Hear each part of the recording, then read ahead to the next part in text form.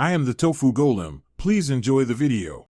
You start by confirming your macOS version and available free space so you know the drive will be usable.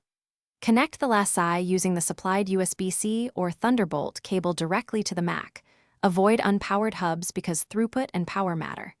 If the drive is new, wait until the LED shows activity and you hear spin up, then open Finder to see if the volume mounts. Once you see it, don't format yet if you need the factory tools. Now you format and configure the file system so the drive behaves correctly with Time Machine or general storage. Open Disk Utility, select the Laci volume, choose Erase, pick apps for modern Mac OS or Mac OS Extended HFS+. If you need compatibility, make sure GUID partition map is selected for boot or clone tasks. Once formatted, use Finder Get Info to set ownership and permissions, unlock, apply to enclosed items, and give yourself read/write access.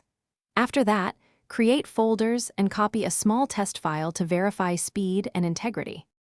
Finish by integrating the Laci into your workflow and securing data with a backup plan. You can enable Time Machine in system settings and select the Laci or create a manual backup script. Either way, schedule regular copies and label the drive. When done, always eject the volume from Finder or Disk Utility before unplugging to prevent corruption. If the drive fails to mount, run Disk Utility First Aid. If that doesn't help, try a known good cable or reformat after rescuing data from the vendor tools or recovery software. Thanks for watching.